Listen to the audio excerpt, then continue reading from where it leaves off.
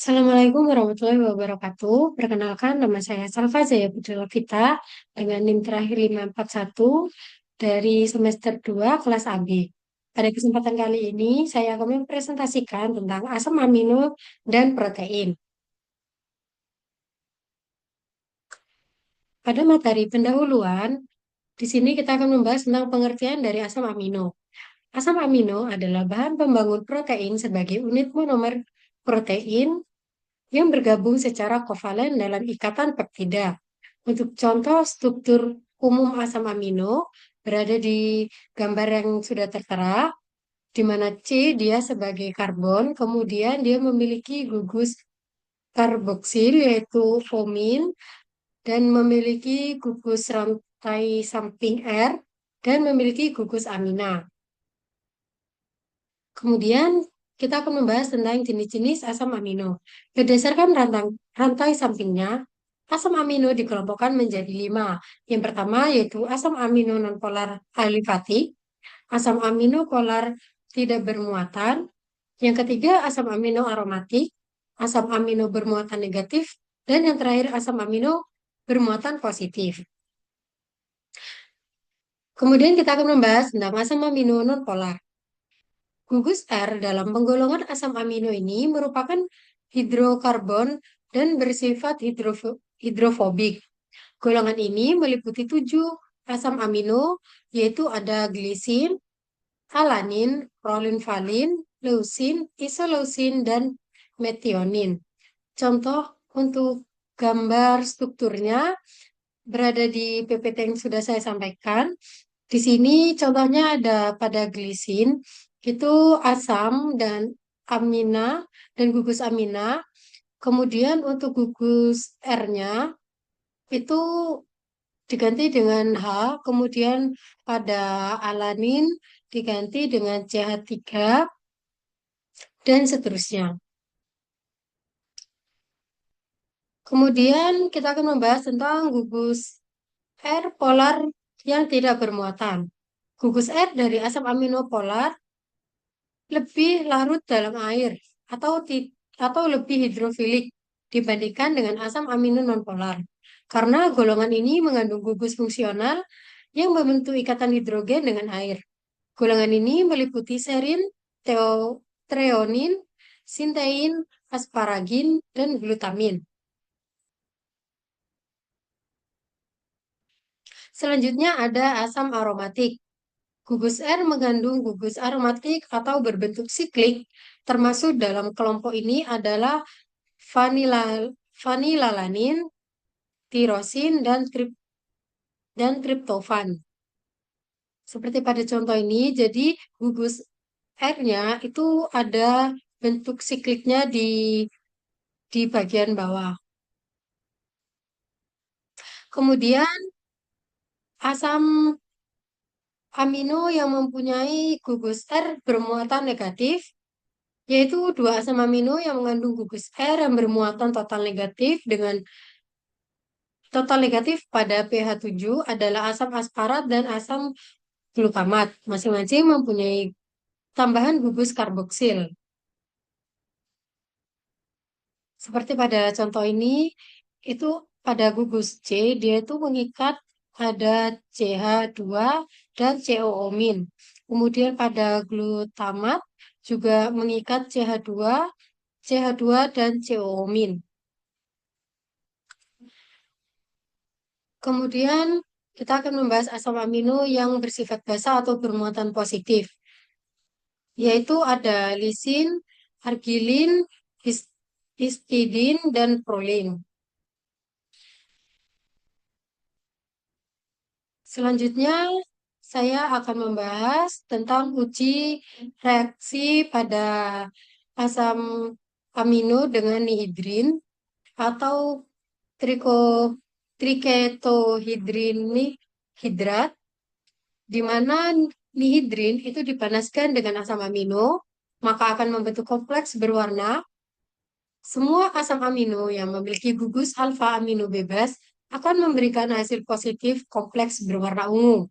Sedangkan gugus amino tidak bebas seperti asam amino prolin akan memberikan hasil kompleks dengan warna kuning. Nihidrin mendegradasi asam amino menjadi aldehid, amonia dan CO2 pada kisaran pH 4 sampai 8 melalui serangkaian reaksi. Hasilnya adalah nihidrin yang sebagian tereduksi dari hidrin dan tin. Untuk contoh untuk contoh struktur reaksinya berada pada gambar yang sudah saya tampilkan, di mana hasil akhirnya ketika nihidrin dia direaksikan dengan asam amino, kemudian hasil akhirnya dia menjadi warna pigmen berwarna ungu, yang berarti dia positif memiliki gugus alfa amino bebas. Kemudian kita membahas tentang uji kelarutan pada asam amino, yaitu sifat fisik asam amino terutama disebabkan oleh strukturnya, baik dalam bentuk padat maupun dalam berbagai larutan. Tujuannya adalah untuk menyelidiki kelarutan asam amino.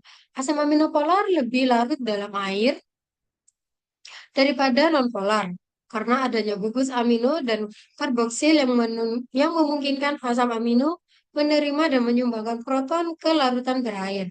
Contohnya, yaitu pada reaksi asam dengan HCl dan reaksi dengan basa NaOH. Bisa kita lihat bahwa reaksi dengan basa atau dan NaOH dia itu menghasilkan H2O.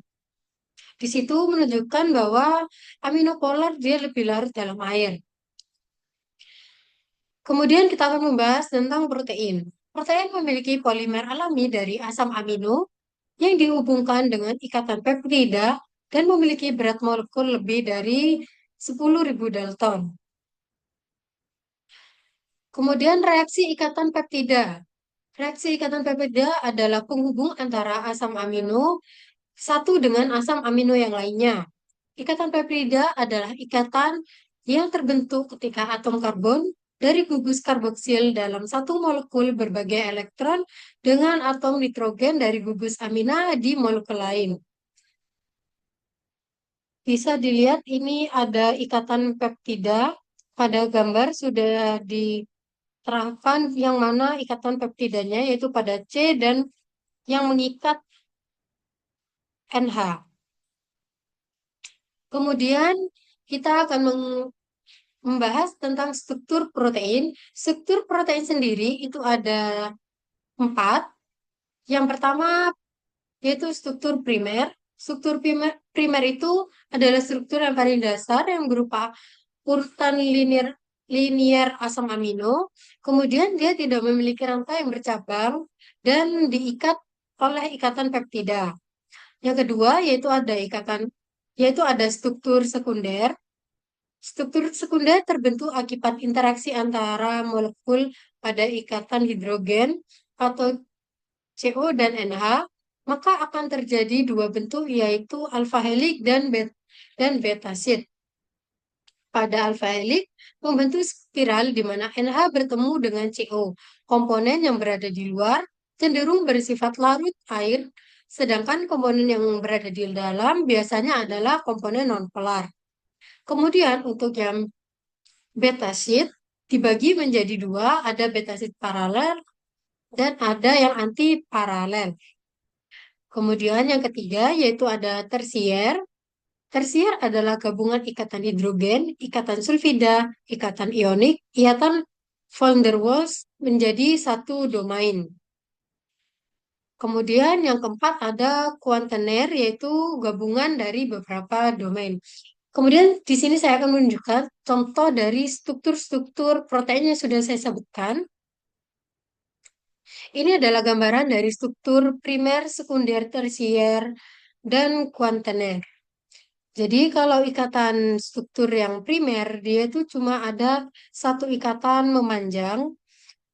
Kemudian untuk yang sekunder itu ada alfa helix dan beta sheet. Di sini saya menampilkan yang alfa helix. Jadi dia berbentuk spiral, di mana di bentuk spiral itu ada ada NH, dia bertemu dengan CO.